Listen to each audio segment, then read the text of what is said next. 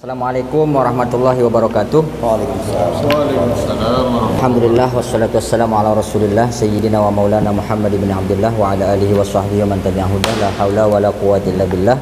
Rabbi shrah li sadri wa yassir li amri wahlul 'uqdatam min lisani yafqahu qawli, amma ba'du.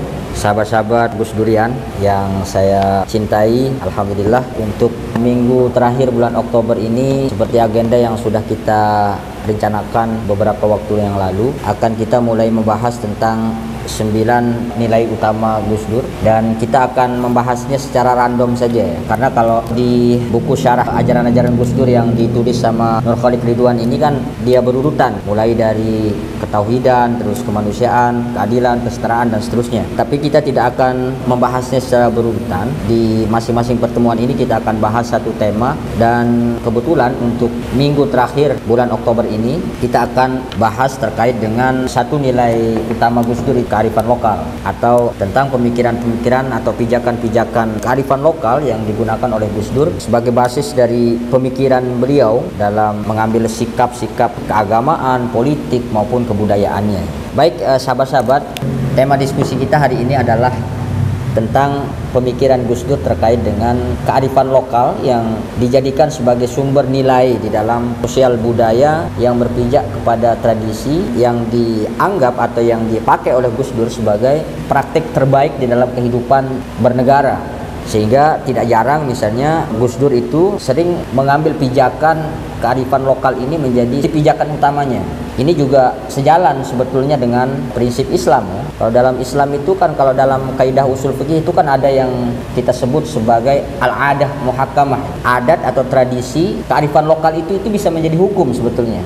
Tidak hanya Al-Quran, Sunnah, Ijma', Qiyas, tetapi di situ juga ada istihsan, istishab, maslahatul mursalah, dan juga di situ ada adah di situ. Nah, sehingga uniknya Gus Dur ini kan beliau bisa menggabungkan, mengawinkan antara wacana intelektualisme Islam dengan wacana-wacana kontemporer di dunia barat ya, tentang kesetaraan, termasuk juga tentang local wisdom ini. Oleh karena itu kita ingin menggali lebih jauh tentang nilai-nilai kearifan lokal yang bisa kita pakai, wabil khusus lagi kontekstualisasinya ke tingkat lokal kita ya, budaya Sasak. Nah, kebetulan Mas Lamuh ini kan banyak bergelut atau banyak meneliti terkait dengan budaya-budaya Sasak. Nanti banyak akan menyampaikan kontekstualisasi pemikiran-pemikiran usul dalam tradisi budaya kita di budaya Sasak. Untuk itu, waktu saya berikan kepada Mas Lamuh sekitar 15-20 menit lah paling lama. Lalu kemudian kita akan buka nanti sesi diskusi. Saya persilakan, Mas.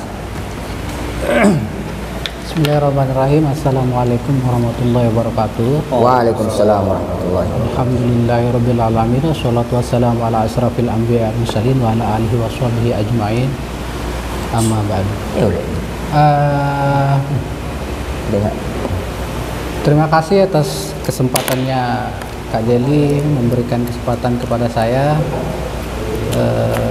untuk menyampaikan beberapa hal tentang salah satu dari nilai 9 nilai Gus Dur, ajaran Gus Dur, yakni kearifan tradisi sebenarnya kalau dalam bahasanya Gus Dur. Nah, berbicara tentang posisi Gus Dur atau istilahnya Kiai Haji Abdurrahman Wahid tentang gimana sih posisi budaya, tradisi atau adat di Nusantara ini.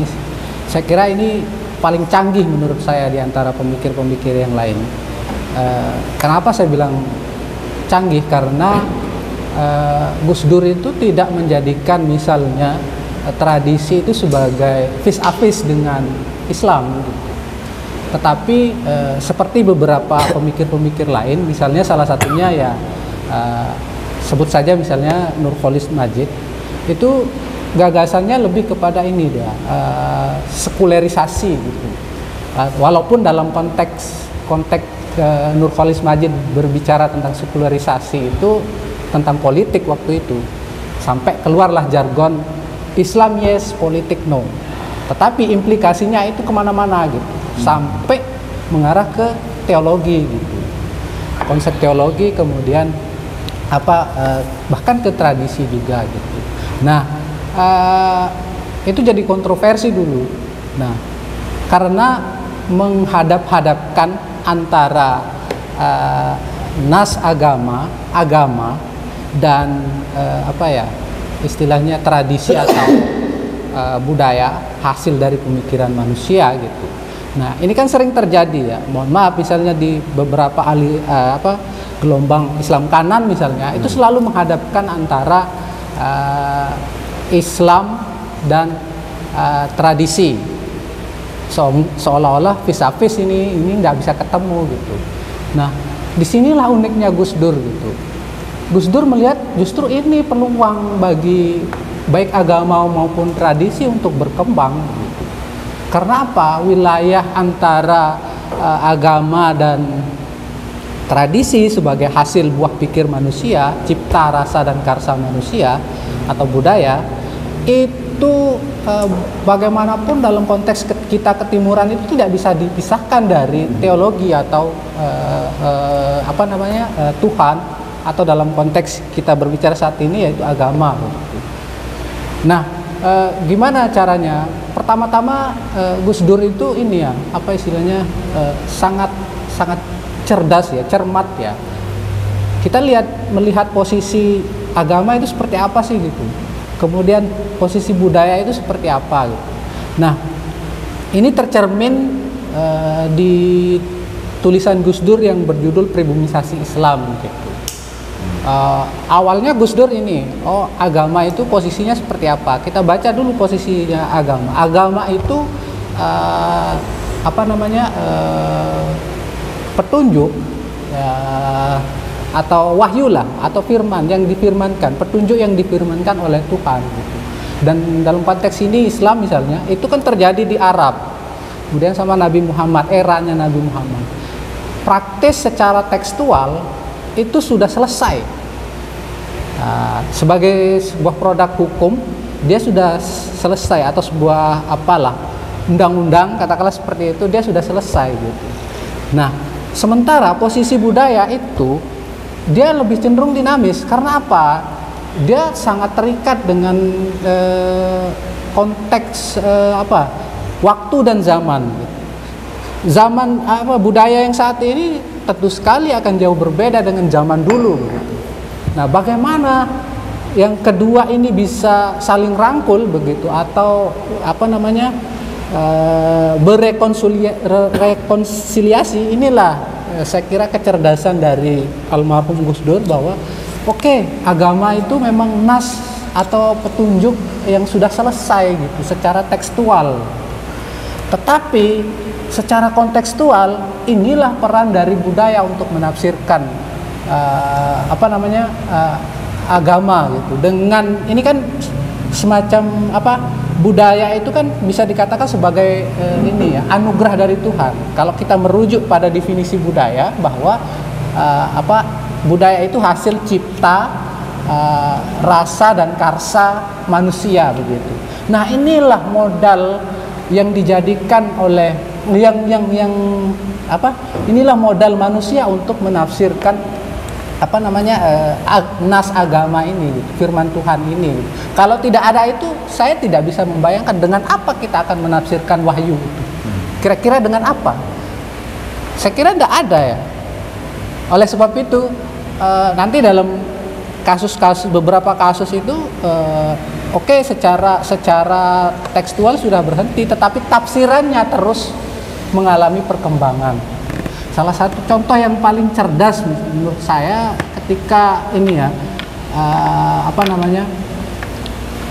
dalil agama menyebutkan bahwa pernah Rasulullah itu bersabda, Rasulullah itu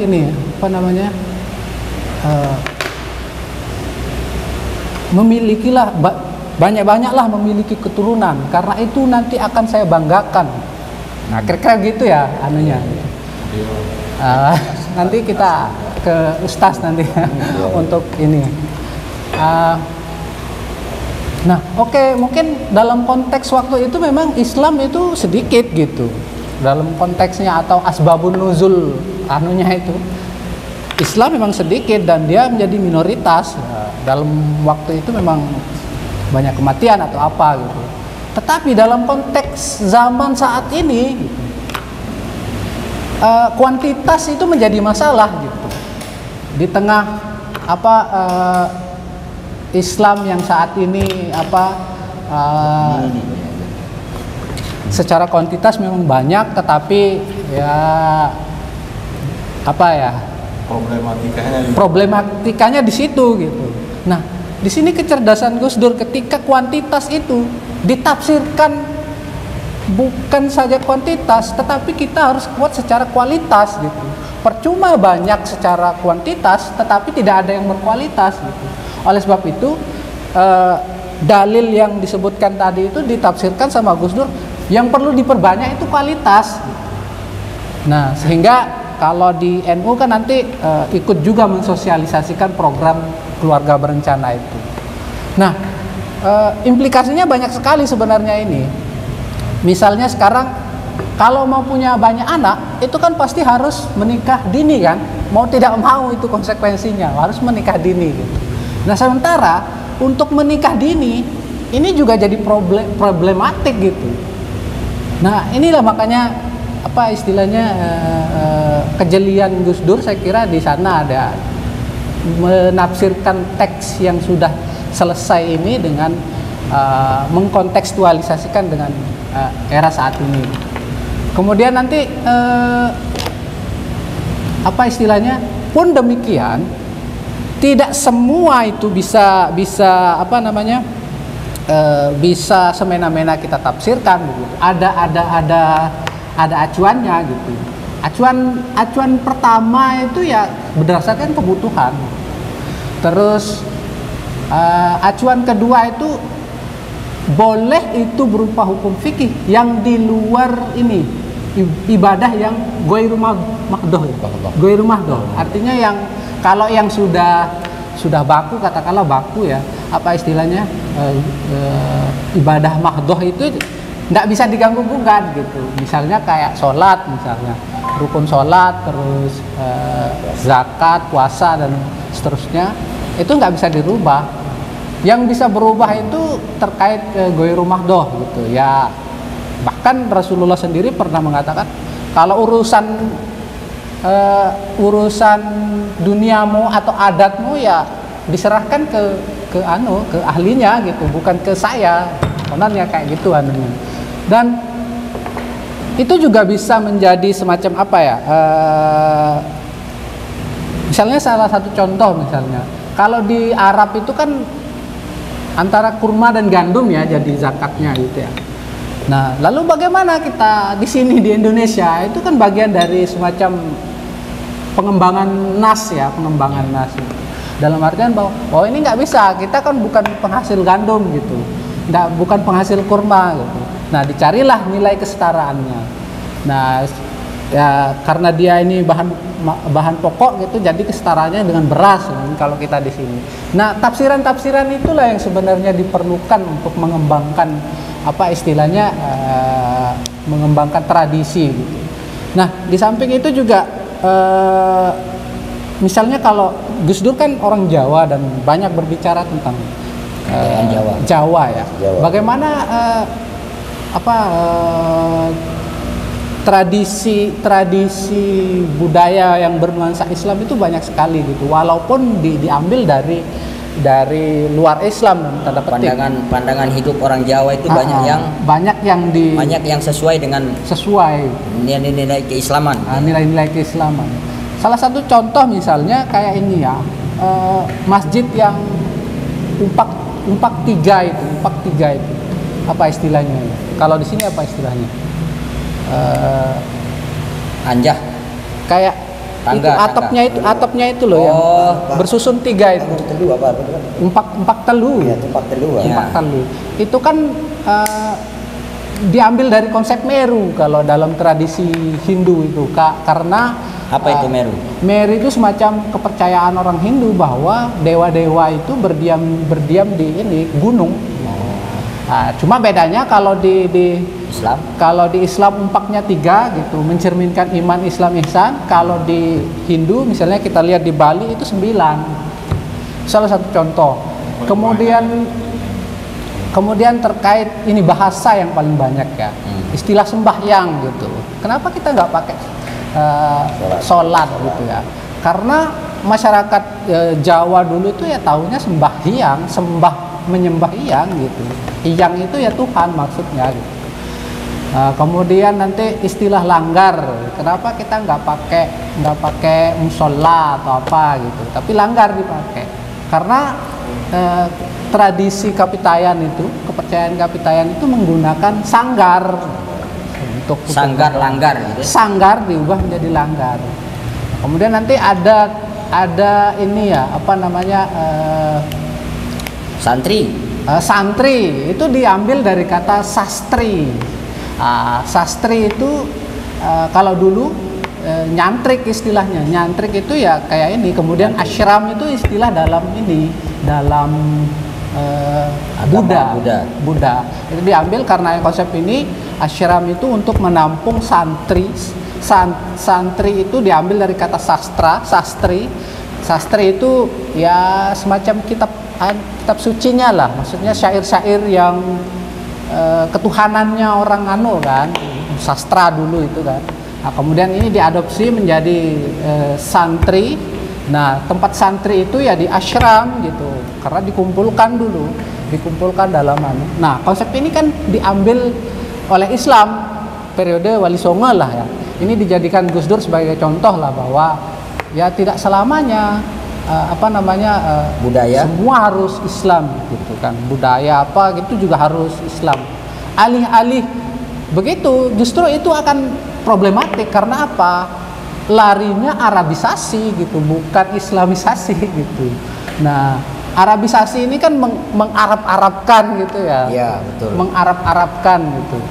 Nah, apa istilahnya, misalnya saudara, akhi, ukhti, panggilan-panggilan kayak gitu kan mengarab-arabkan ya, walaupun apa ya, padahal sama aja sebenarnya. Kemudian tapi Gus Dur dengan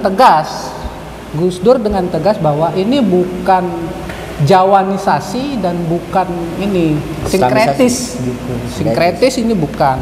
Bagaimana kita melihat batasan itu?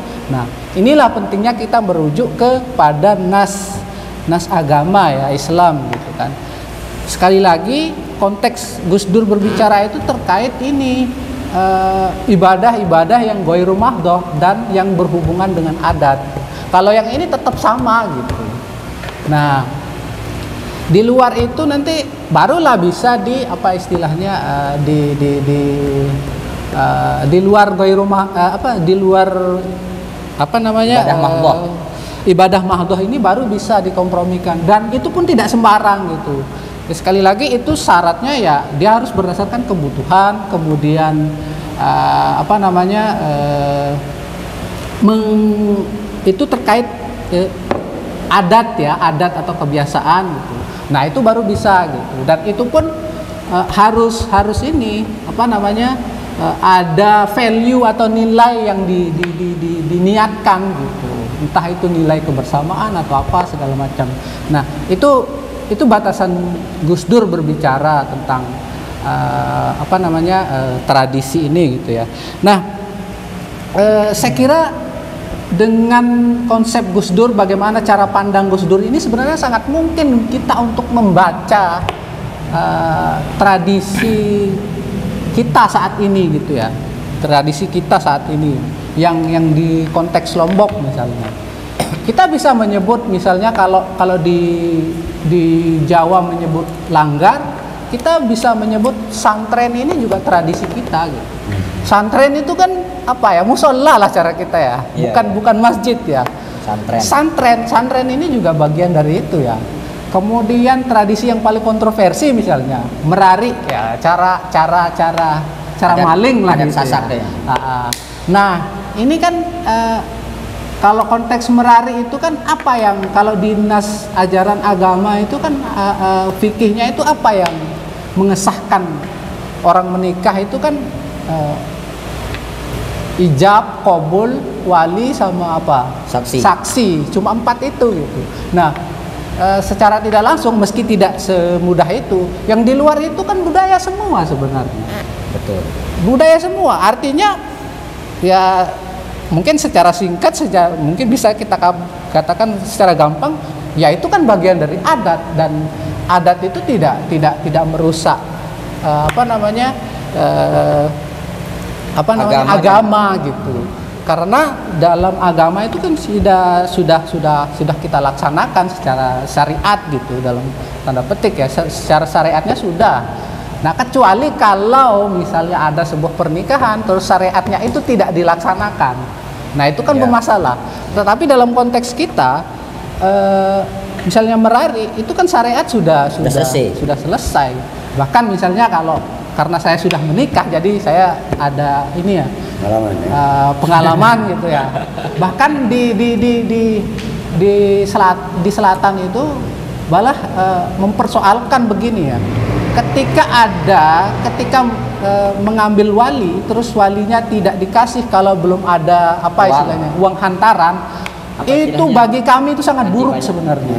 Nanti Pringgi yang bicara banyak itu soal. Nah, itu bagi kami sangat buruk gitu. Artinya secara tidak langsung ini menyiksa si ini gitu. Bahkan ada kecenderungan untuk hal-hal yang tidak diinginkan atau dosa dalam tanda petik. Nah, ya itu lain hal lagi gitu ya. Tapi kita kan sudah di sini kita melihat bahwa tradisi ini batasannya ini gitu. Batasannya agama itu batasannya seperti ini. Kemudian bagaimana kita bisa melihat tradisi gitu. Dan banyak hal lagi sebenarnya. Misalnya kayak bukan ibadah ya. Apa istilahnya? Tradisi-tradisi tahlilan, kemudian dari 1 hari sampai 9 hari, kemudian 40-an, nyatus sampai nyeribu. Ya itu kan tidak digariskan dalam syariat memang, tetapi secara langsung loh ya. Tetapi secara tidak langsung kan kita ini ya, ada dalil yang mengatakan bahwa amal jariyah dari orang yang sudah meninggal itu bisa sampai gitu. Yo, mana yang dimaksud jariyah? Yaitu doa anak soleh, kemudian sodakoh dan apalagi ilmu yang bermanfaat itu kan jariyah dari keluarga yang ditinggalkan. Itu yang istilahnya yang menjadi pegangan ya, walaupun dalam konteks masyarakat kita itu tidak buru-buru kayak kelompok sebelah itu kan mana dalilnya. Nah, kita kan nggak seperti itu gitu ya. Dan kalau mau ditanya mana dalilnya, ingat saja gitu. Dalil itu kan ada 2 gitu. Dalil akli dan dalil nakli. Oke lah, dalil nakli misalnya kita nggak menemukan, tetapi dalil misalnya dalil aklinya nggak ada, tapi dalil naklinya ada gitu kan. Dan alam ini kan ayat juga, dalil juga, ya enggak? Ayat kauniyah kan. Nah, kenapa kita misalnya kita tidak menemukan dia, kenapa kita harus menjadi kaum tekstual gitu, harus mencari dalil-dalilnya gitu. Kan banyak cara untuk mencari dalilnya gitu. Dan toh juga memang tidak digariskan kayak ini kan termasuk bagian dari ibadah ghairu mahdoh ya. Misalnya kita berbicara tentang sodakoh itu kan ghairu mahdoh ya. Kemudian apa gitu. Nah, meskipun kendati pun demikian, misalnya di ibadah mahdoh ini juga bisa kita lihat implikasi sosialnya sangat tinggi. Seperti apa misalnya? Kita sholat berjamaah, itu jelas itu berjamaah orang berkumpul dan gotong royong sholat berjamaah ya. Kemudian zakat misalnya, zakat itu yang membuat Islam dalam konteks Indonesia ataupun yang lain mungkin ya, itu tidak bisa menjadi komunis. Kapitalis ya. Tidak bisa menjadi kapitalis gitu. Karena apa? Karena di dalam diri kita itu ada hak orang lain. Nah, Islam itu tidak bisa menjadi kapitalis. Itu sudah sangat sosial. Itu sudah sangat sosial, implikasi sosialnya. Lebih dekat ke sosialis jadi Islam. Lebih dekat ke sosialis malah. Ya. Banyak sebenarnya. Kemudian misalnya ibadah misalnya puasa gitu. Oke, memang dia puasa itu ibadah mahdoh ya, tetapi itu kan secara tidak langsung kita belajar bagaimana berempati terhadap orang yang mengalami kelaparan apa gitu, yang belum makan dan segala macamnya. Itu kan sosial juga implikasinya gitu. Dan ibadah-ibadah yang lainnya. Nah, kontekstualisasinya sebenarnya banyak sekali, dan ini juga bagian dari ibadah ghair mahdoh ya. Iya, kita berdiskusi, ini kan belum ada tradisi kayak gini. Oh, iyalah. Kalau ini continue bisa jadi ini adat ghair mahdoh. Memang perintah agama ini. Iya, perintah agama akan belajar ilmu itu. Hanya saja tidak ada nas yang model project gitu ya. Nah, itu di satu sisi ya. Di sisi lain sebenarnya setelah kita melihat bagaimana cara pandang Gus Dur terhadap agama dan budaya, kita mulai berpikir nih, apa yang bisa kita lakukan kita di sini, trajektorinya seperti apa gitu. Kan banyak nih teman-teman, baik itu akademisi atau tokoh-tokoh adat atau apa gitu, ingin memperdalam gitu, ingin merumuskan sesuatu yang lebih baik itu, tapi bagaimana caranya? Nah, saya menyinggung sedikit pengalaman saya, masih panjang nggak? Ya sekitar 3 menit lagi. Oke, saya menyinggung sedikit tentang bagaimana pengalaman saya, misalnya di Jawa. Di Jawa itu, misalnya sekarang ini ya, mau cari kitab apapun tentang kepustakaan Jawa itu, insya Allah bisa saya cariin, bisa saya akses lah, paling kurang itu ya. Nah, konteks kita di sini nggak bisa, itu anehnya gitu. Padahal bukan, kalau teman-teman yang ada interest terhadap tradisi budaya ya, padahal semua kitab-kitab yang bisa dikatakan 90% kitab-kitab yang kita sebut saat ini sebagai takepan itu isinya Islam. Nah, isinya Islam atau diambil dari, setidak-tidaknya diambil dari ajaran-ajaran Islam. Itu yang kita sebut saat ini sebagai takepan Sasak itu atau Lombok itu sebenarnya isinya 90% Islam. Oh, kalau yang di Jawa ya. Kalau yang di sini kan agak susah diakses. Konon kalau kita mau minta salinannya itu, kita harus motongin kambing atau sapi gitu. Nah, saya nggak tahu apakah itu sesuatu yang dimitoskan atau apa gitu. Tapi anehnya di Jawa itu saya bisa akses tanpa harus memotong kambing atau memotong apapun. Kira-kira begitu ya. Maksudnya di sini masih tertutup ya. Nah, akses. itu yang saya saya gelisahkan dewasa ini lah gitu. Nah, kemudian ini ya, tadi kan sudah disinggung bahwa Islam semua padahal isinya gitu ya. Tetapi kita melihat bagaimana perkembangannya di sini, itu bahkan orang lain yang lebih dahulu atau orientalis atau apalah istilahnya, yang orang Belanda yang lebih dulu mengkaji gitu. Padahal kalau mau jujur, ini yang lebih berhak itu santri daripada mereka itu. Karena apa? Ini logis loh, isinya Islam, terus yang kaji orang luar gitu. Apa bisa ketemu dia? Ya kan enggak kan? Coba kalau santri kan oke lah, mungkin tidak pernah baca kitab-kitab itu, tetapi kan ajaran-ajaran yang diterima, ilmu-ilmu yang diterima itu paling tidak bisa ada ketemu benang merahnya atau bisa dikiaskan, dikembangkan segala macam kan. Tapi yang lebih berhak itu sebenarnya santri. Nah, bagaimana kondisi santri kita saat ini? Nah, itu kita pertanyakan dulu gitu. Bukan filolog, bukan arkeolog yang dari luar, bukan. Kita yang lebih berhak sebenarnya. Tetapi kita mengabaikan itu. Kita malah sok-sokan untuk biar saintis lah, apalah gitu. Kalau menurut saya pribadi, yang lebih berhak ya sebenarnya santri, bukan ini ya, bukan pemikir-pemikir dari barat itu. Karena ya sederhananya begini ya, bagaimana bisa kita mereka lebih tahu tentang kita daripada papu baluk kita yang masih ada gitu. Masa mereka lebih benar dari kita? Kira-kira gitu ya. Masa kita yang kita harus mendengar cerita mereka, membaca buku-buku mereka ketimbang kita gitu. Padahal isinya Islam semua, dan ini berbicara tentang wilayah kita gitu, atau tradisi atau adat budaya kita gitu. Baik. Ya mungkin cuma ini dulu, mungkin nanti lebih berkembang ke diskusi ya. Diskusi. Oke. Terima kasih kesempatannya Kak Jel. Oke. Terima kasih Assalamualaikum Pak Lamuh. Jadi secara garis besar Lamuh itu memberikan mediasi. Kalau Gus Dur istilahnya pandangan antropologis, ya, pandangan antropologis kebudayaan ini dihubungkan dengan Islam.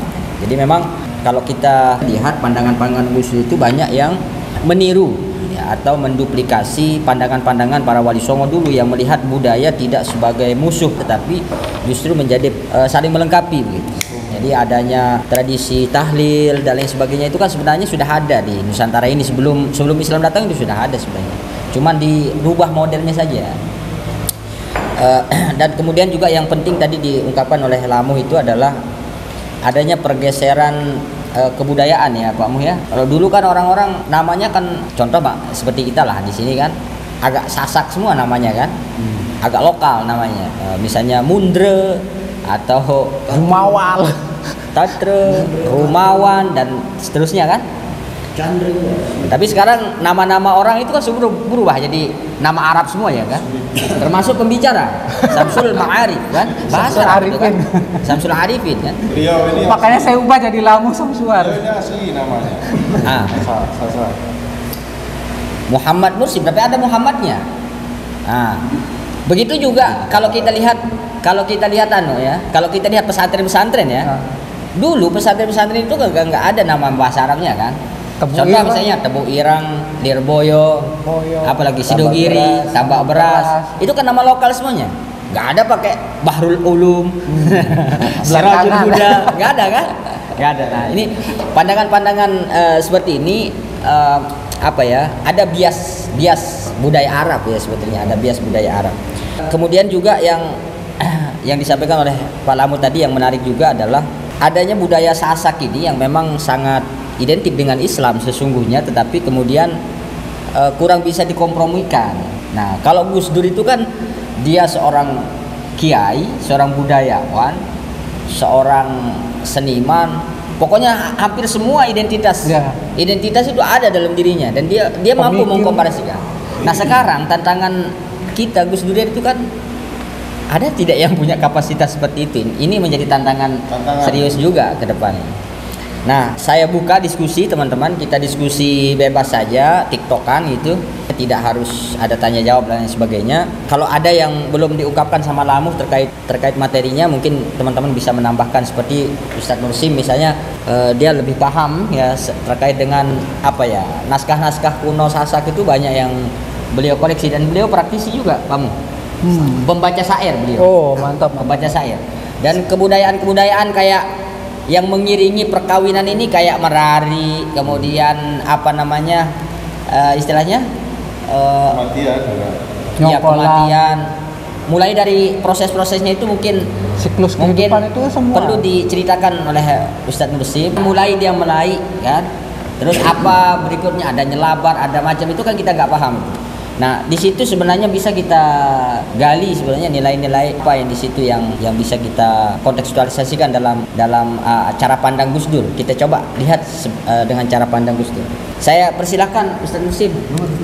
Siapa-siapa yang duluan lah? Mungkin kalau tiang bahasa campur mungkin jadi campur karena mungkin penonton kita juga nanti kebanyakan orang Lombok ya. Mungkin siap luar mungkin dia paham dengan bahasa Indonesianya. Nah, kalau tiang awali diskusi kita pada pagi hari ini tentang adat istiadat atau tradisi kita ya. Jadi apa yang sudah dipaparkan oleh guru besar kita ini Kiai Abdurrahman Wahidin memang kita punya afiliasi ke sana ini. Jadi sebelum kita menjalankan ini dulu Jawa sudah duluan melakukan itu. Nah, sehingga catatan itu muncul yang dikaji oleh Pak Yai sehingga kita juga di Lombok ini ikut mengadopsi ilmu-ilmu itu. Cuman cara pelaksanaannya di lapangan yang berbeda. Kata untuk surung serah Tidak ada istilah nyongkol, itu belum ada di Jawa, tapi iring-iringan itu ada di Jawa. Nah itu juga di Lombok, karena memang di Lombok juga tidak tertera tentang itu, tapi karena kita ingin meriah. Bahkan kalau kita lihat sekarang ini anak-anak muda kita ini sudah di luar di luar nilai ya. Di luar nilai adat yang sudah ditetapkan oleh guru-guru atau mungkin Contoh misalnya tokoh-tokoh agama kita ini. Yang sekarang ini sistem kecimon ini kan. Kecimon. Iya. Sistem kecimon dulu kan tidak ada dulu. Cukup kita itu datang dulu, kalau para Datu Raden Minak Boling Perwangsa Triwangsa dulu ini kalau melakukan itu pertama kali, kalau tetap dia ada sistem mencuri dulu. Karena prinsipnya kalau kita minta secara percuma-cuma, kita itu kan dianggap murah. Jadi menjaga tindih dengan layak. Nah tindih itu menjaga nama baik betul. Nah sehingga persoalan itu secara kesatria mereka ngambil. Wanita itu sebagai akan dipersuntingkan oleh mereka yang ingin menikah itu. Maka terjadi proses nyelabar sejati gitu kan. Nyelabar itu apa? Kalau nyelabar itu kalau bahasa kita sekarang ini pembarak lah. Oh, pembarak. Pembarak ya. Sehingga ada barang yang hilang tadi malam. Oh, iya. Nah caranya kalau dulu itu di jalan dia mantok, kalau Datu Raden mantok. Iya, mantok. Berarti para rakyat ini datang. Oh, berarti di situ dia kasih tahu, diumumkan kepada hulu balangnya bahwa anak tadi sudah menikah. Sungguh pun memang raja-raja dulu itu caranya dengan kita sekarang ini beda. Kalau kita ini yang yang masih kasta kita beda, ada namanya bukan termasuk Raden, tapi kita ini sudah bapu ke bawah lagi ya. Pada sejarahnya kalau ama itu memang sebenarnya saudara paling tinggi sebenarnya. Kan ada cerita sebelum kita masuk ke sana, ini sejarah dulu kan sedikit. Ya. Sepengetahuan saya di Tekapan itu yang pernah saya dengar orang tua cerita sama saya dulu, ada anak raja 3 orang ini, mungkin saya lupa namanya. Nah dulu kan Lombok ini namanya sesak dulu kan. Sesak. Jadi kan masih sepi. Ya. Nah jadi seorang raja ini dia bingung siapa anaknya yang akan mengganti dia. Nah sehingga dia punya anak 3 laki-laki.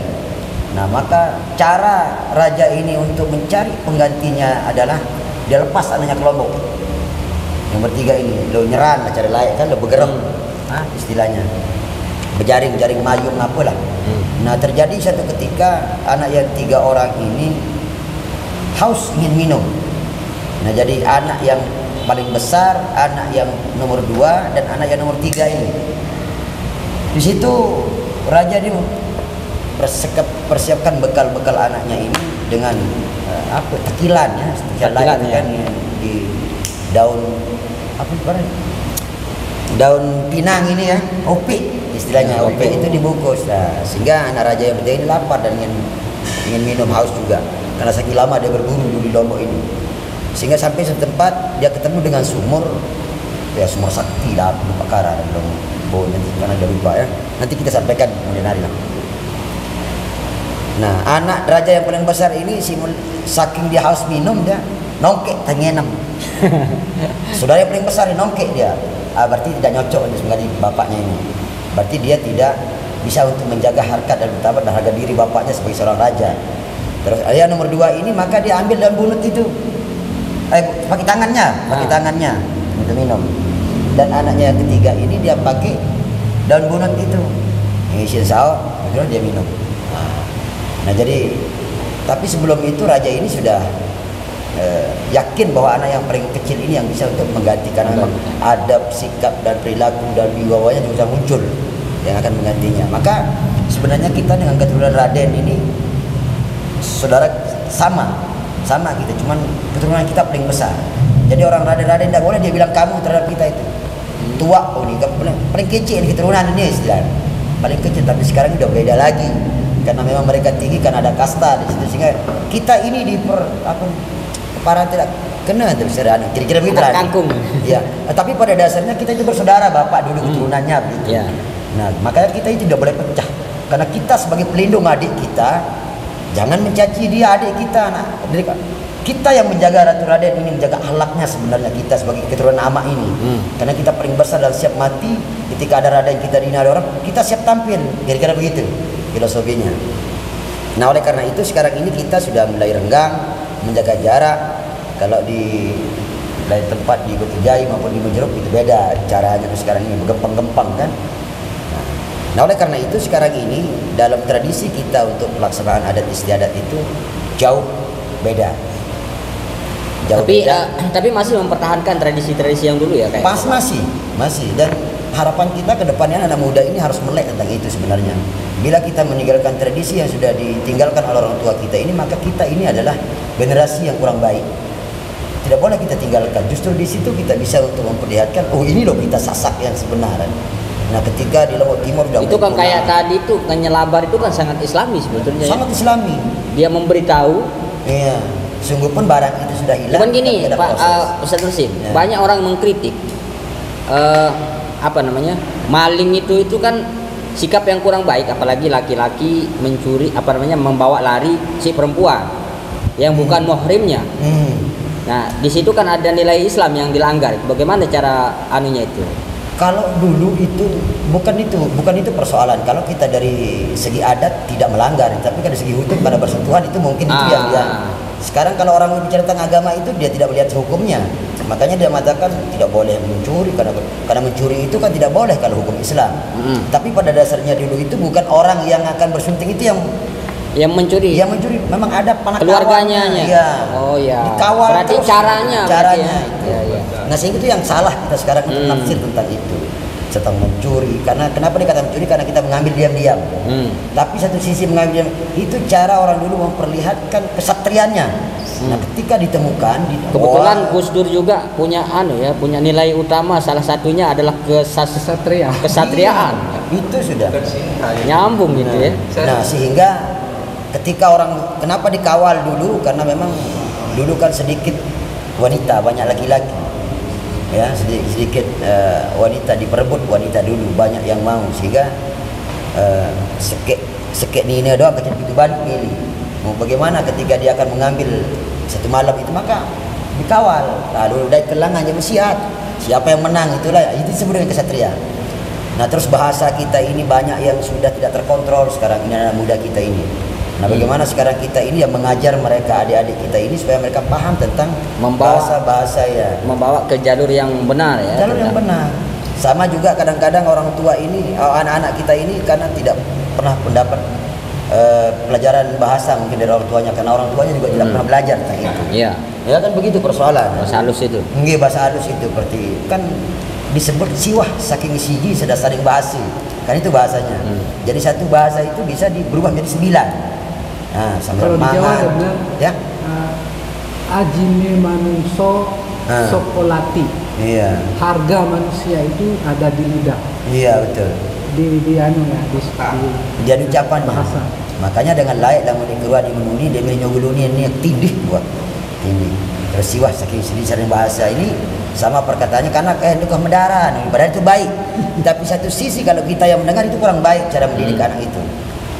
Malah di tempat lain was tidak mangan. Nah itu Pak itu. Itu bahasa-bahasa kayak gitu itu. Ada sebagian yang mengatakan kalau mangan itu bagus. Kalau kita ini mangan itu kasar. Mangan, dahar, ngajengan. Itu kan ada nade itu kan doi tahapan-tahapan. Lagu ani tangkadu nade kun kana kurang bagus. Karena nade udara si dewa mangan. Nah itu yang keliru itu. Itu perlu diluruskan itu. Makanya tiang ini ada. Tadi intinya sebenarnya nilai-nilai keislaman itu sudah ada dalam budaya Sasak kita. Praktiknya secara Islam mereka ngomong dulu itu gitu.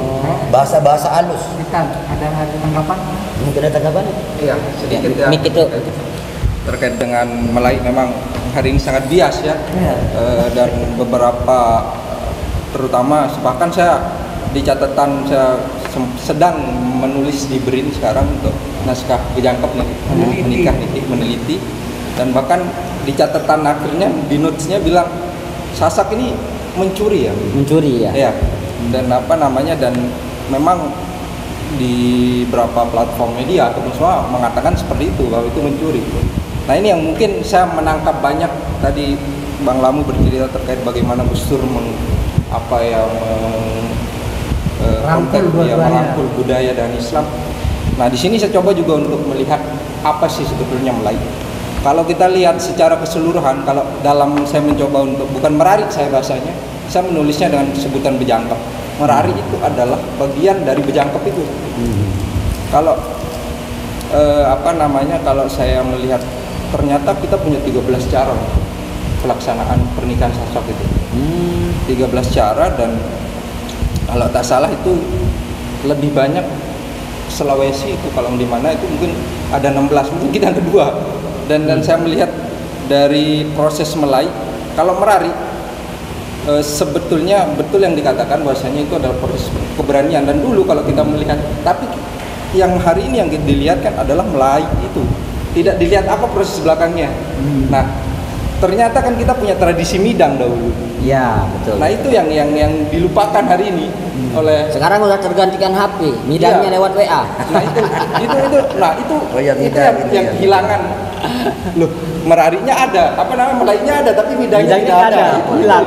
Nah, kalau kita lihat proses midang, kalau kita islamisasi mungkin ta'aruf ya. Ta'aruf ya, pendekatannya saya mencoba mendekatkan melalui itu ta'aruf.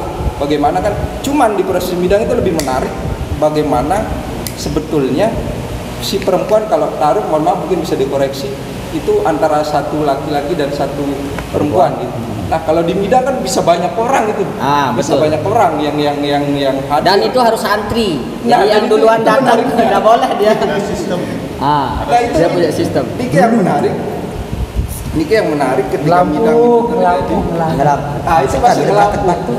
Nah, ngelampu, dan bagaimana bisa terjadi proses Melayu itu karena proses midang ketika perempuan itu memiliki hak penuh untuk menentukan pilihannya. Itu yang menarik di Sasak. Perempuan itu memiliki kalau akhirnya di sana terjadilah proses Melayu itu. Jika kau menginginkan bukan gitu tuh, bisa berbahasa, ya bawalah aku gitu. Kalau kamu berani, paling jantan. Itu kan sekarang kalau saya mencoba untuk mengartikan berasal dari kata layu, mendatangi, menjemput, bukan membawa lari gitu. Karena membawa lari kan konteks kalau bahasa Jadi Indonesia berarti kan salah pemaknaan iya, Merari salah itu ya. pemaknaan sebetulnya. Nah, berasal dari kata mendatangi, layu, menjemput. Nah, itu sebetulnya kalau kita mencoba untuk melihat Sasak melalui Islam ya. Dan dari sanalah proses tadi keberanian seorang laki-laki untuk membawa, dan itu pun seperti yang dibilang ada sebetulnya bisa bersama kalau kita mengenalinya Wali. Subandar bahasa. Nah, saya nggak tahu kan lain gobuk lain. Mungkin kalau di Islam mungkin bisa kita istilahkan wali, Ustaz. Ya. Bukan. Dia Bukan. Medium yang mengantarai yang mengantarai pengantin laki sama perempuan. Oh gitu. Nah, jadi kan kalau sekarang Mak comblang lah bahasa ada budaya sekarang. Cuman kan yang sekarang kan karena sudah ada HP ya, akhirnya mak comblangnya HP kan. Itu logika sederhana. Saya tambahkan sedikit ya. Kembali ke definisi budaya, bahwa dia itu berupa cipta, rasa, dan karsa gitu. Artinya kan hal-hal yang positif dari manusia gitu. Nah, sekarang ini kan ya terutama ini para jurnalis dan media ya saya kritik aja ya, maaf. Banyak yang misalnya ada satu berita saya baca, budaya korupsi marak di instansi ini misalnya ya korupsi kok budaya. Emang ada pertaruhan rasa nggak di sana? Kalau dia punya rasa yang empati, nggak mungkin dia akan melakukan itu. Bagi saya hal-hal yang negatif itu tidak termasuk budaya itu. Karena budaya itu ya sekali lagi kita kalau melihat definisi ya kembali ke cipta. Cipta itu kan ini ya, seniman itu menciptakan lagu dan segala karya lah gitu. Cipta, karya, dan rasa itu kan ini kan kenapa orang Jawa menyebut manusia, karena manusia itu berasal dari manungso. Kenapa menyebut manusia dengan manungso? Karena manungso itu bagi orang Jawa itu manunggal rasa. Nah, manunggal rasa itu dia sebenarnya bersatu rasanya dengan Tuhan. Ya dalam itu ya term-term Jawa. Nah, jadi kalau dalam konteks kita yang Merari ini juga menjadi ya perdebatan juga ya. Nah, kalau bagi saya pribadi menilai ini sebenarnya begini, cara pandang masyarakat kita beda dengan masyarakat cara pandang masyarakat yang ada di luar.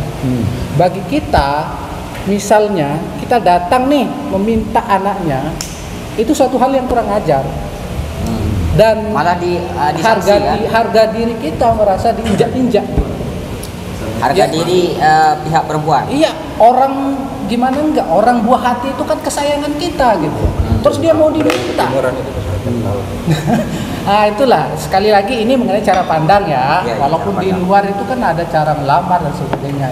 Nah cara pandang kita kan nggak bisa kita harus samakan begitu. Dan saya tambahkan sedikit. Saya belum selesai, sebentar dulu ya, sebentar. Selesaikan. Nah, ini yang membuat perbedaan di sini, uniknya gitu. Bagi kita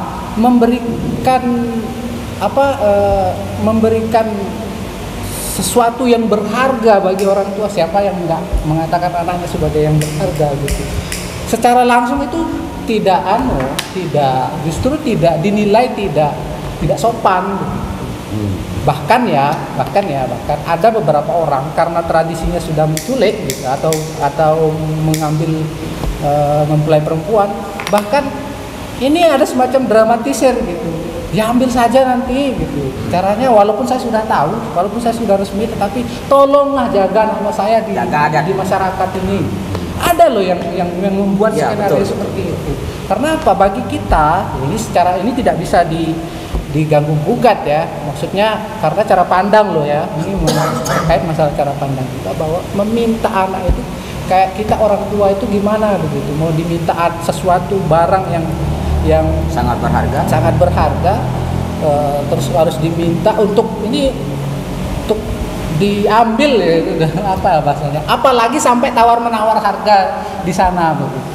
Nah itu yang bagi saya pribadi, saya kira mengapa salah satu jalannya yaitu dengan itu ya, dilarikan lah gitu ya. Dan kemudian saya cari ini ya di pertimbangan ini kan pertimbangan agama ya, katakanlah seperti itu kan. Karena apa juga intervensi di mana jodoh, rizki dan kematian itu hak Tuhan, gitu. Bukan intervensi orang tua. Nah, itu bisa dijadikan sebagai landasan agama ya. Nah, kalau landasan budaya saya nggak tahu, saya tidak menemu, tetapi yang saya temukan ada 2 naskah yang membahas bagaimana misalnya itu ada di naskah ini Kidung Panji. Kidung Panji itu naskah zaman Majapahit, Singasari, Jawa Pertengahan. Nah kemudian sama di Serat Menak. Serat Menak itu dikisahkan bahwa nanti Jayang Rana ini dia tidak disetujui sama walaupun baik gitu, tetapi tidak senanglah orang tuanya ini yang nanti bermusuhan dengan ini Prabu Nusirwan namanya. Itu tidak senang hubungannya dengan Jayang Rana, walaupun Jayang Rana ini baik sekali gitu. Nah, kemudian nanti ada suatu momen di mana mereka kedapatan bertemu dan terpaksa harus lari untuk menghindari mereka ini mau dibunuh lah apa gitu. Nah demikian juga nanti di Kidung Panji itu ceritanya demikian. Dan perlu dicatat di sini bahwa Serat Menak ini itu kalau di Melayu namanya Hikayat Amir Hamzah, kalau di Persia namanya Kisasul Amir Hamzah. Nah ini Kisasul Amir Hamzah ini bercerita tentang Amir Hamzah, Sayyidina Amir Hamzah, pamannya Nabi Muhammad. Ini bagaimana kisahnya ketika Ibnu Abbas kalau nggak salah, Nabi Muhammad bertanya kepada Ibnu Abbas, bagaimana cerita paman saya yang dulu disebut sebagai singa padang pasir. Nah, itu yang dikisahkan kembali dan kemudian oleh naskah orang Persia dijadikan sebagai satu kisah alegori. Kemudian setelah nyampe di Melayu itu berkembang menjadi kisah Hikayat Amir Hamzah. Kemudian di sini berkembang menjadi Serat Ambia atau Serat Menak. Nah, Itu ya kalau dasar-dasar baik itu dasar Islaminya, mungkin karena stereotip bahwa jodoh, kemudian rezeki dan kematian itu hak Tuhan, bukan hak orang tua. Nah, kira-kira begitu ya. Kemudian kalau dari sejarah secara literatur sejarah itu saya hanya menemukan di 2 naskah ini gitu. Dan jangan lupa bahwa Serat Menak itu jadi pakem wayang sasar. Saya kira itu ya tambahan dari saya. Oke. Saya boleh ngomong ini? Iya, silakan. Bentar kan ya. Oke, saya mewakili kaum milenial. Saya melihat tadi dari proses Islamisasi dari masuknya Islam ke Indonesia, mulai dari diajarkan oleh para wali-wali, kemudian melanjut ke Gus Dur, bagaimana beliau merangkul seperti kata Bang Lamu tadi antara budaya dan agama tersebut. Nah sekarang di zaman yang terus maju dan teknologi yang tidak bisa dibendung ini, seharusnya kita juga harus mampu menghubungkannya dengan apa yang ada sekarang, termasuk kata kuncinya tadi adat budaya seperti itu. Contoh saja, seperti bukan kita tidak menyalahkan, tapi tentu di sana tetap berpatokan pada agama tersebut. Peran agama dan budaya ini bisa dikompromikan, bisa didamaikan gitu ya. Ke dalam era yang sekarang ini dengan adanya media, contohnya saja seperti tadi, mau tidak mau media teknologi itu ada. Misalkan contoh midang. Sekarang mungkin saja ya pasti orang-orang sudah malas untuk midang, anak muda malas untuk midang. Ada cara yang instan ya, dengan handphone, dengan video call, atau ya mau nggak mau itu kenyataannya sekarang. Dan yang terpenting di sana adalah bagaimana kita memfilter midang, mungkin saja dengan video call itu tidak terjadi, tetap pada berlandaskan dengan agama Islam. Agama yang dilanggar lah gitu ya, agar tetap berlandaskan pada agama Islam, termasuk perkembangan apalagi nyongkolan misalnya sekarang udah pakai gendang belik ya, karena itu emang yang dibutuhkan, itu yang menarik sekarang. Dan tidak bisa kita mematok, wah gendang belik kita harus memakai gendang belik, tidak bisa seperti itu. Jadi perkembangan itu kita juga harus mengikuti, namun juga ada batasan-batasan yang harus kita, ada filter yang harus kita pakai di sana. Kira-kira seperti itu. Oke, jadi kalau pandangannya Ustaz Nursi, pandangannya saya lihat menemui ada titik temu sebenarnya, bahwa budaya kita ini kan sebetulnya sangat Islami awalnya, tapi kemudian ada degradasi moralitas di situ, dan itu harus dikembalikan. Ya, artinya nyongkolan dan lain sebagainya itu kan sebenarnya tradisi yang baik, tetapi tingkat caranya kearifan budaya ini dipandang dalam sudut mungkin nilai-nilai keadaban kita lah sebagai orang Sasak juga. Banyak juga yang orang-orang tua kita yang tidak setuju misalnya dengan joget-joget, karena kan sudah alih-alih itu sudah sudah berubah kan, jadi ada jogetnya dan sebagainya. Mungkin ada tambahan lagi? Iya, menarik nih terkait dengan gendang belik dan gejimol. Kebetulan saya juga akademi musik ya, dan saya ingat salah satu tulisan dari Plato yang di dalam Republic of Law-nya, bahwa puncak seni itu adalah kebaikan di sana, dan salah satu yang menjadi indikatornya adalah moralitas, etik dan semacamnya. Kalau kita melihat kecimol, Oke, secara seni kebebasan memang ini tak ada soal, tapi secara moral, akhlak dan sebagainya itu bermasalah. Akhirnya saya melihat bahwasanya ke Cimol, kalau kita melihat dari segi aspek musikalnya pun, kalau kita berbicara tentang dia adalah musik tradisi, bukan. Ada gitar di sana, gitar Spanyol, marching band di sana, ada sebagai keyboard. Iya, dan keyboard dan sebagainya. Itu bukan, itu budaya modern kan? Udah menjadi budaya modern, dan itu bukan menjadi. Iya, akhirnya itu sudah dan hari ini digunakan untuk mengiringi adat. Ini sesuatu kekonyolan ya yang kita temukan. Itu agak kontradiktif. Agak kontradiktif, dan itu dianggap budaya, itu lucunya. Itu akhirnya menjadi lucunya.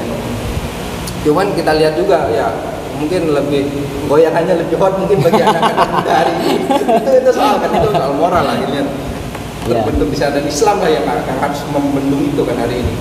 Dan kita punya gendang belik. Saya melihat dalam aspek musik, kalau mencoba untuk diislamisasi, ada 17 jenis alat sebetulnya, 17 alat di sana, dan itu merepresentasikan 17 rakaat sholat. Dan itu saya coba lihat dari segi musik, betul itu tidak bisa kurang dari 17 itu intinya. Kalau lebih nggak ada soal. Kalau kita lihat ada apa? Lebih sunnah lah ya. Kalau lebih sunnah. 17 kalau dia kurang, itu nggak bisa. Itu yang alat musik yang gimana? Alat musik gendang belik itu. Gendang belik ya. Kalau saya hitung dalam segi musikal, yang pertama ada namanya suling. Itu sebagai pembawa melodi lah bahasa kalau musiknya. Kemudian ada gong, lanang wadon, mamenine lah bahasanya kalau kita. Kemudian ada gendang 2, ada 5.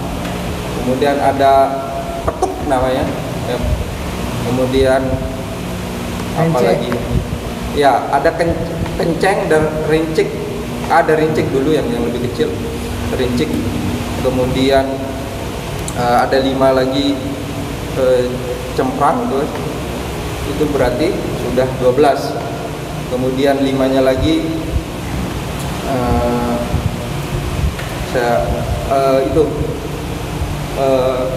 gong, ngecek anak-anak petuk, kenong.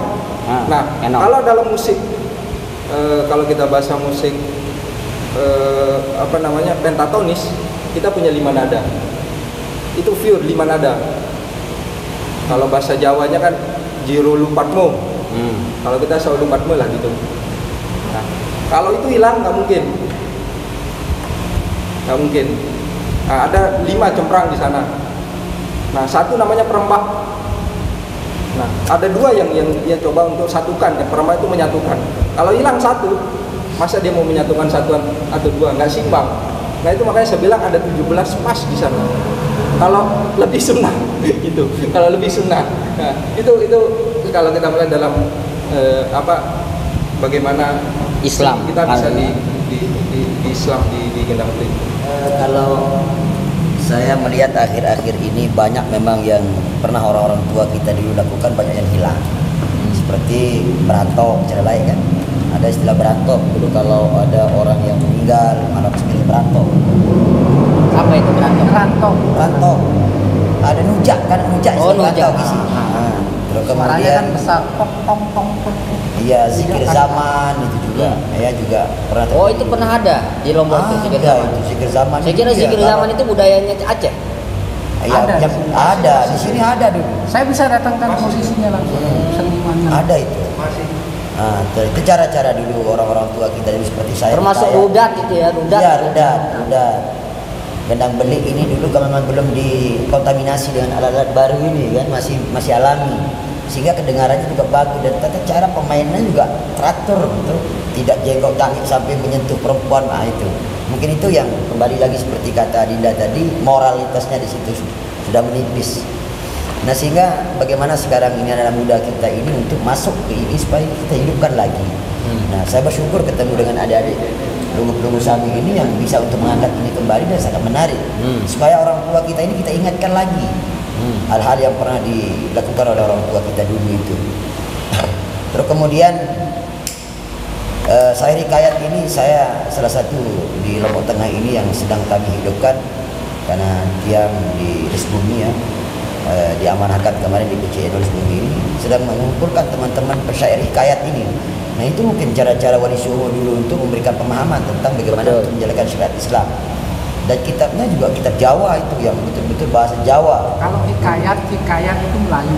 Iya. Kalau serat-serat baru Jawa. Malah kitabnya aslinya itu kan kitab Arab kan? Kitab Arab, tapi kan Begon. ya begonnya ya. Ada dua kan, mace istilahnya kan. Kalau mace itu ya apa itu pada nak cari. Dalailul khairat itu kan dia pakai kan?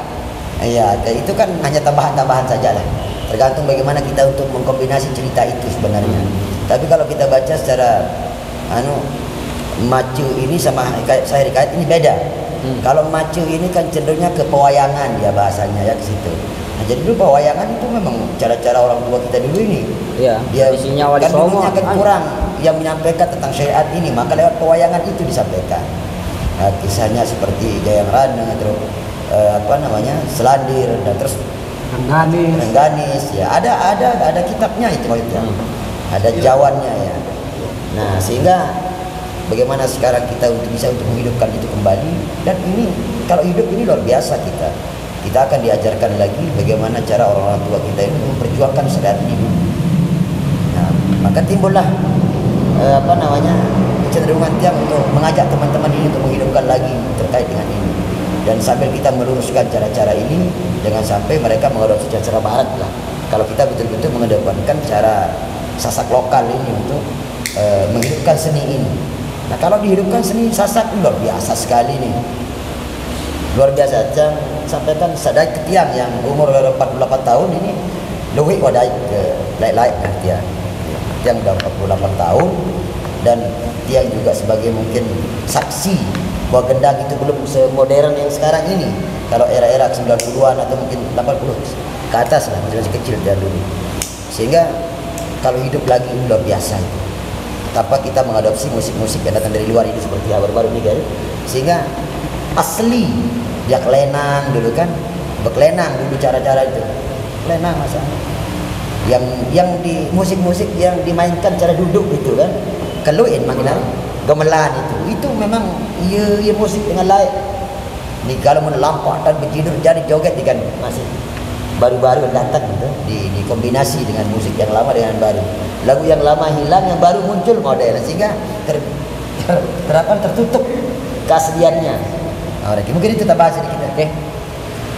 Ada tambahan lagi teman-teman? Ada tanggapan dari Pak Lamu? Ini sudah ada sedikit kita menemukan titik temu bahwa memang kebudayaan Sasak ini sesungguhnya adalah nilai-nilai keislaman yang ada di situ. Bahkan kalau kita dengar dari Ustadz Nursim tadi itu nilai-nilai sebetulnya budaya Sasak ini dibangun atas nilai-nilai keislaman sebetulnya untuk mendakwahkan Islam, cara mendakwahkan Islam ya. Dan itu sudah dilakukan juga oleh para Wali Songo dulu kan? Dan saya kira Sunan Giri yang Sunan Prapen ya yang menyebarkan Islam pertama ke Sunan Giri Prapen. Itu sudah mulai memang. Ya, Sunan Giri dan Sunan Prapen itu cucunya. Iya. Jadi kenapa Sunan Giri? Karena beliau itu orang tuanya itu ini memang ada tradisi dari background niaga dia. Jadi berniaga. Ibu angkatnya lah berniaga sampai rutenya itu dari Jawa Timur, kemudian dari Belembangan itu sampai ke ini Sulawesi, Sumbawa, itu jalurnya di sini. Makanya kita ya mau tidak mau harus mengakui bahwa keturunan Sunan Giri yang memperkenalkan Islam. Kembali ke tadi itu ya, yang tanggapannya ya, kaitannya dengan tanggapan saya begini ya. Ya mohon maaf sebelumnya pada Ustaz Nursim dan adik Titan ya, begini ya. Kita tahu di sini tradisi itu masih ada, tetapi kita juga tidak bisa memungkiri bahwa yang alternatif lain dari tradisi ada. Nah, artinya bahwa kita sekarang ini sudah sangat konvergensi sekali gitu, masyarakatnya sudah sangat majemuk sekali. Nah, saya tidak memandang ini oke lah, memang ini suatu tradisi yang adiluhung bagi penganutnya, kata klasik. Tapi di sisi lain kita juga jangan menghina atau mencela. Misalnya orang pakai kecimol misalnya, ya udah apa-apa, kita ambil saja cari positifnya. Positifnya apa? Orang kecimol itu ini ya banyak anunya lah, personilnya. Itu mereka cari makan di sana. Nah, oke lah mungkin ada sisi negatifnya begitu ya. Tetapi lebih besar positifnya. Bayangkan saya mungkin orang yang paling tidak setuju ketika ada wacana di Lombok Tengah mau membubarkan seluruh kecimol. Ya mau apa ya, mengenolkan lah apa bahasanya mau kecimol. Tidak diperbolehkan lagi di jalan-jalan. Tidak diperbolehkan kecimol di Lombok Tengah. Saya itu paling ya mungkin paling tidak setuju ya. Karena apa? Di balik kecimol itu ada beberapa orang yang menggantungkan dirinya ke hidupnya di sana. Bahkan mereka cari makan di sana. Oke, kalau memang itu wacana dari bupati, berani nggak kasih mereka santunan yang pemain-pemainnya itu? Kan enggak. Kecuali kalau itu disantuni ya, saya setuju aja. Nah, apa maksud saya? Berarti gimana cara mendamaikan ya? Mendamaikan sekarang. Ya, kecimol tetap ada, tapi kemudian nilai-nilai adat itu seperti tadi yang memang syarat dengan nilai-nilai keislaman itu bisa dijaga, gimana caranya? Yo silakan, yang mau pakai adat silahkan. Toh juga sekarang yang menikah itu banyak yang nggak pakai adat, mohon maaf. Wah, resepsi itu nggak ada dalam istilah kita, tapi mereka pakai. Lamaran itu tidak ada dalam tradisi kita, tetapi mereka pakai. Apa itu sah-sah saja? Ini bukan syariat. Nah, iya biarkan saja. Yang banyak dikritik sebetulnya kan sisi-sisi negatifnya Pak. Iya. Pak Nursinya cara pelaksanaannya. Contohnya misalnya dia konvoy di jalan, bikin macet jalanan. Nah, kan? itu yang seharusnya diatur. Nah, kemudian ada bukan joget-joget membubarkan kan ya? Ya. Berarti regulasi larinya ya? Yo iya, regulasi harusnya itu yang diatur, bukan harus membubarkan. Bukan tidak. Saya ingat betul ketika Gus Dur, orang-orang kan ini ya, kayak FPI misalnya, itu membubarkan menutup warung-warung yang bulan puasa. Gus Dur malah sebaliknya. Kalau Anda itu berpuasa, hargailah orang yang tidak berpuasa. Nah, itu canggihnya Gus Dur gitu. Kalau Anda bisa sholat malam, jangan cemooh orang yang tidak bisa sholat malam. Kalau Anda jangan menganggap hina orang yang, kalau Anda kaya, jangan menganggap hina orang yang miskin. Nah, kayak gitulah. Nah, saya lebih saya wisdom itu justru saya temukan di sana. Alangkah maksudnya ketika regulasi itu sudah diperbaiki, cara penampilannya sudah diperbaiki, alangkah kayanya kita dengan budaya. Saya sebut ini budaya juga, walaupun ya tidak ya dari luar, katakanlah ada pengaruh dari luar, dan budaya asli itu sendiri juga tidak ada. Setahu saya orang dulu itu menyebut gendang bele itu gong. Nah, sekarang kok gendang bele gitu. Kenapa gong? Karena pada masa kejayaan Majapahit itu teknologi metalurginya sangat hebat, tinggi, ya? Sangat tinggi, sampai dunia mengakui. Ketika orang hanya bisa buat dari fiber, kemudian dari kulit tanu, itu kita malah sudah menemukan teknik metalurgi yang sangat luar biasa. Gitu. Orang-orang dulu mau cari dimanapun tradisi yang ada di Nusantara ini pasti ada gongnya. Karena apa? Itu memang puncak estetik dari ini masyarakat. Sampai ini ya, Sultan Agung itu membuat sastra gending. Nah, sastra gending itu kita berbicara di luar nanti lagi bagaimana salah satunya yaitu mengawinkan penanggalan Masehi, solar, kemudian dengan Hijriyah, lunar, kemudian ada Jawanya lagi. Nah, nanti disebut weton nanti kalau di Jawa. Nah, itu Sultan Agung nanti yang Kemudian bahasa yang kita pahami sebagai Hono Coroko yang sekarang itu hasil rekonstruksinya Sultan Agung. Walaupun ini berbicara panjang ya kalau masalah berbahasa di Jawa itu. Saya mungkin lebih banyak mengambil contoh dari Jawa karena saya memang selain pernah sekolah di Jawa, dan ini saya anggap sebagai cerminan untuk melihat kesasakan kita begitu. Nah, jadi ya biarkanlah kalau memang sekarang marak ke Cimol, oke lah, enggak apa-apa. Yo, kita jangan ikut-ikutan gitu. Kan toleransi kan di situ gitu. Ketika kita tidak, kalau sampai mencemooh itu bukan Gus Dur sekali gitu. Kalau menurut saya pribadi ya. Mohon maaf mungkin Gus Dur juga sebenarnya sangat kurang setuju Gus Dur ketika sampai ada proses penyatuan antara budaya dan negara itu. Dulu pernah beliau mengkritik istilah dinas pendidikan dan kebudayaan itu kan. Budaya itu tidak perlu diatur oleh negara. Tidak perlu diatur oleh negara. Mungkin yang perlu diatur oleh negara seperti tadi itu ya, norma-norma keumuman, misalnya tata caranya supaya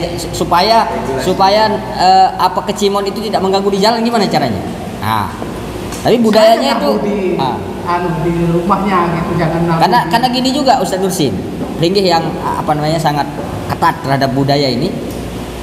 Sekarang anak-anak kalau dibawain gendang beli itu nggak terlalu suka, itu masalahnya, ya kan? Ada jogetnya di sini.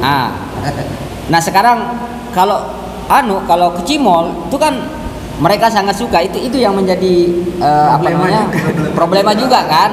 Jadi di satu sisi menggradasi budaya dan juga memunculkan sisi negatif tetapi pada akhirnya nanti ke Cimol ini pun akan menjadi budaya, gitu kan? Akan menjadi budaya juga yang akan diteruskan oleh generasi-generasi selanjutnya. Nah, jadi kita mungkin di Gus Durian ini mungkin meminjam istilahnya Gus Dur, pribumisasi mungkin ya, pribumisasi Islam dan nilai-nilai itu. Ya. Saya kira sepakat gitu ya. Dan mungkin yang sangat penting juga kedepannya kita yang Gus Durian ini penting untuk menggali itu, Pak Nursin. Jadi kayak naskah-naskah yang sering sudah baca-baca di siiran itu kan naskah-naskah itu harus anak-anak yang sekarang Justru di pondok kita di selatan sudah mulai. Nah, saya kira itu penting itu kayak nantilah gamelan Les Bumi kita coba intenskan. Coba mungkin Les Bumi nanti bisa berkolaborasi dengan Gus Durian ya. Gimana caranya kita supaya ini ada regenerasi. Contoh sekarang ya, wayang saja. Setelah lalu nasib siapa? Ya, di Munjeruk ada tapi tidak. Senanggep beda. Yang nanggep nggak ada. Karena memang prosesnya itu pada juga itu mahal. Ya. Sampai belasan juta. 5 juga akhirnya kan. Oke, saya kira kalau kemarin kan sedikit ini kemudian bilang di MUI sempat masuk untuk pembahasan masail untuk terkait dengan Cimol ini kemarin. Tapi yang sampaikan tidak usah dulu. Kalau Bapak mau cari kesalahannya, semua orang bisa salah. Yang termasuk orang yang liberal untuk berpikir di MUI itu, yang sampaikan jangan dulu karena ini menyangkut orang banyak. Yang sampaikan begitu. Lalu kemudian tidak jadi itu masail. Alasannya apa? Sekarang Bapak buat aturan, mengeluarkan fatwa itu, dan kalau tidak dijalankan kita yang malu. Fatwa jalan sudah dikeluarkan oleh MUI, kemudian masih juga dilanggar, kita yang malu dilanggar. Jadi biarkan mereka berproses. Sambil orang-orang tua ini mengajarkan anak-anak kita ini supaya jangan terlalu berlebihan cara mereka untuk joget-jogetan di jalan. Lo cara orang senang begitu kok. Tiang kalau ngikut dulu, tiang sebelum ustadz sekarang dipanggil dulu, tiang gitu-gitu tiang. Dan mohon maaf ini begitu tiang berpikir. Ya mohon maaf ini bukan mau membicarakan kasta ya. Orang itu malah merasa nggak pantas gitu. Ada yang merasa nggak pantas untuk gendang beli. Jangan salah loh. Mereka nggak pantas gitu. Ya bukan berarti saya mau menghina atau apa ya. Mereka nggak mau. Kita mau sodorin nggak mau. Karena begini aja lah gitu. Serius. Tergantung kemampuannya. Makanya itu sebabnya kalau saya paling tidak setuju kalau mau digendang apa. Makanya kalau besok kalau ada bahasan masail harus dihadirkan teman-teman. Bahkan teman-teman dari jangan tidak dihadirkan. Nanti dihukumi haram, nanti itu kan bahaya itu. Bahaya itu. Nah, makanya semuanya halal haram. Hukum apa yang akan kita berikan kepada anak kita ini? Ketika kita mengatakan hukum haram, apa konsekuensi kepada mereka? Apakah Anda sudah menjamin kelakuan mereka haram? Tidak bisa menjawab itu. Kelima juga akhirnya kan ketika pemerintah memregulasi haram, cuman ini kan saya melihat dari musik saja, tidak nilai ekonomis itu hal berbeda. Cuman begini, pemerintah juga ketika mengharamkan hal itu tidak memberikan solusi, itu kan soalnya. Ya, itu. Bahwasanya ketika ini beda dua barang ini beda nih, musik.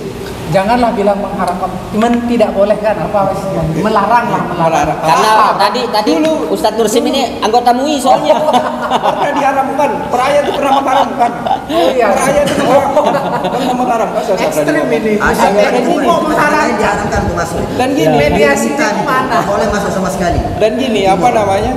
Dan dua barang ini kan kalau misalnya ke Cimol ke Genang Beli itu agak susah, perlu proses untuk beradaptasi dengan musik. Dan ada juga saya lihat masyarakat itu yang ngundang dua-duanya. Dan menarik ketika kritikan Gus Dur soal kebudayaan, ya hari ini kan kita lihat kebudayaan kan hanya bicara tentang sabtu budaya misalkan, kan hanya sekedar simbol, pakaian mana paham mereka. Sekarang Malah saya lihat Oktober pakai pakaian adat, mereka hanya paham pakaian adat. Ya, itu malah saya lihat banyak orang yang pakai pakaian adat Hindu kan.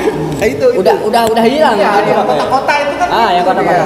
Akhirnya hanya sebuah Jadi simbol. ada banyak hal ya yang hanya sebuah simbol dan tidak kan ada banyak nilai. Mana paham ya hanya sekedar pemakaian Dan saja, sedikit. tidak memberikan nilai. Mungkin dari sini tentang masalah yang kemarin tentang memberikan izin kepada pusat hiburan karena mungkin ada kaitannya dengan ini. Kami di MUI bingung untuk memutuskan pusat hiburan yang di yang selatan ini karena Lombok Tengah ini selalu mengeluh karena tidak punya income-nya di situ kan, karena memang kalau kita tidak berikan izin maka uang itu tidak masuk ke kas daerah. Kalau kita berikan izin mereka harus bayar pajak untuk hiburan itu. Jadi bingung sekarang untuk melakukan bahasa masail hasil masailnya apa?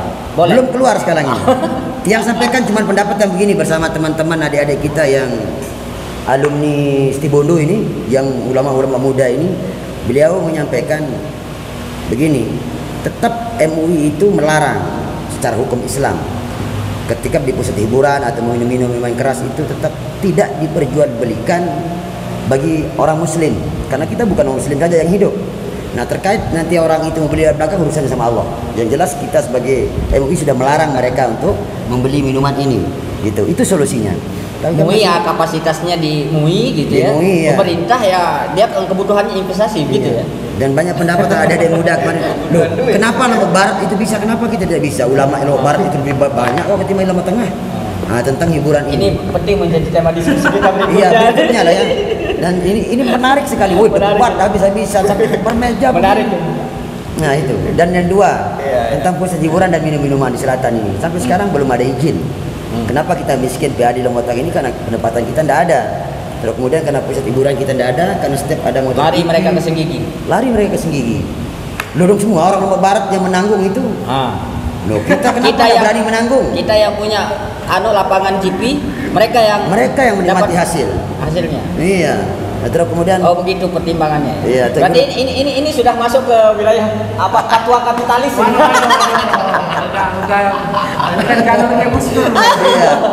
Tapi kalau tiang ya tetap musat tiang ya tidak terlalu mengambil itu selama ada solusi Marco.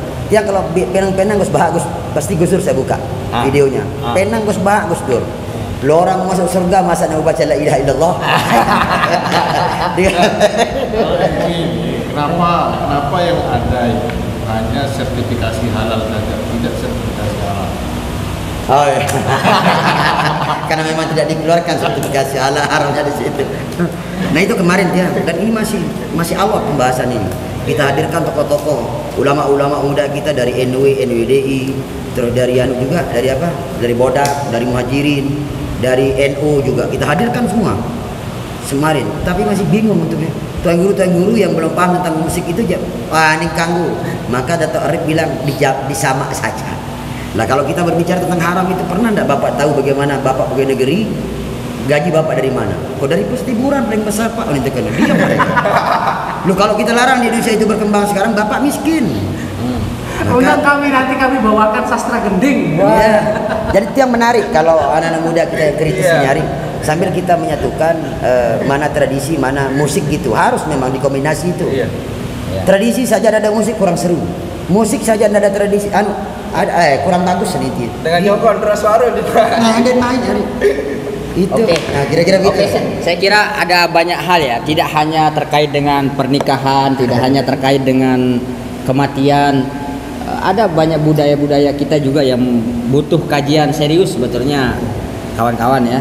Di Gus Durian ini saya kira Berharap ke depan dari Gus Durian kemarin kita merencanakan satu pertemuan, satu tema tentang kebudayaan. Tapi ini aja sudah muncul dari tema kebudayaan saja udah ada sub-sub bagian yang penting sekali untuk kita diskusikan part per part ya. Menarik ini. Yang tadi malam itu kan dewa ini ada enggak? Lu bersentuhan sama mereka kan kenapa? Haram. Loh, itu kan dari segi hiburan kita cari. Lu berjubel manusia ubian dan kita tidak tahu kalau ada orang yang mencium-ciuman di belakang yang gelap-gelapan. Alhamdulillah kan ini kita husnuzon aja kan. Tapi namanya orang rame kita cepet-cepet yang kita lebih cepet. Kira-kira betul. Lagi-lagi kembali ke bangunlah raganya. Bagus ya. Jiwanya dulu. jiwanya. Luar biasa ini ya. Baru badan. Pemikiran Gus Dur dan betul harus masuk di MUI itu. Oke. Kita undang ke situ. Oke, terima kasih teman-teman. Jadi ini udah cukup sejam kita diskusi ya, lebih. Luar biasa. Tidak terasa ya. Nanti insya Allah di pertemuan berikutnya, saya kira tidak ada yang perlu kita simpulkan. Hanya beberapa poin mungkin yang bisa kita petik. Kita punya banyak PR ini. Gus Durian ini punya banyak PR di NTB ini, di Lombok, terutama dalam konteks bagaimana membumikan Islam di Sasak, terutama bagaimana mendamaikan antara tradisi dan nilai-nilai keislaman itu. Dan yang kedua juga yang penting sekali, keresahan Lamuh tadi itu perlu direspon juga. Banyak situs-situs kebudayaan kita atau mungkin peninggalan-peninggalan sejarah kita seperti lontar, serat dan lain sebagainya itu tentang sejarah Sasak, tokoh-tokoh Sasak dan lain sebagainya, yang di situ sebenarnya syarat dengan wacana kebudayaan Islam yang belum sampai hari ini belum bisa kita temukan. Bahkan ada Lamuh yang punya pengalaman ingin melihat naskah-naskah seperti itu justru terkendala dengan aturan-aturan adat yang mungkin itu salah ditafsirkan ya sama orang-orang tua kita. Karena biasanya peninggalan itu Pak Lamuh dia disakralkan dan kemudian bahkan itu kalah agama dijaga. Agama ini ya. Nah, jadi itu mungkin menjadi PR kita ke depan ya, kamu ya. Mungkin epilogmu, penutupmu. Oh ya, kalau dari Gus Dur itu saya ingat ketika berhadapan-hadapan dengan Habib Rizik waktu itu. Gus Dur punya komentar bahwa yang bisa membuat kualat itu orang Jawa bukan orang Arab. Nah itu kalau dari saya begini kan, kalau itu dari Gus Dur ya. Kalau dari saya itu ada satu term yang saya belum tahu pasti bagaimana pemaknaannya itu, yang bagi saya sangat menarik. Ada term monigame katanya. Nah, saya kira satu monigame ini satu istilah yang bagaimana mempertemukan antara agama dan budaya gitu. Dan ini belum kita lakukan penelitian dan gali. Mungkin ini tugas teman-teman Gus Durian atau siapa saja yang punya interest terhadap tradisi budaya. Itu menarik untuk dielaborasi lebih dalam lagi. Nah, sebagaimana yang misalnya di Sumatera gitu, di Sumatera itu kan yang kita tahu saat ini itu adat bersandi syarat bersandi kitabullah. Tetapi konon sebelum perang Padri itu malah tidak begitu bunyinya begitu. bunyinya itu adat bersandi syarak, syarak bersandi adat. Nah, ini untuk menggambarkan bagaimana hubungan antara agama dan budaya, gitu, dialektika yang terus menerus. Gitu. Nah, yang kurang kita di sini itu ini sebenarnya ada tokoh-tokoh adat dan tokoh-tokoh agama kita bertemu untuk merumuskan satu formulasi atau rule model kita generasi yang bawah ini untuk kita teladan.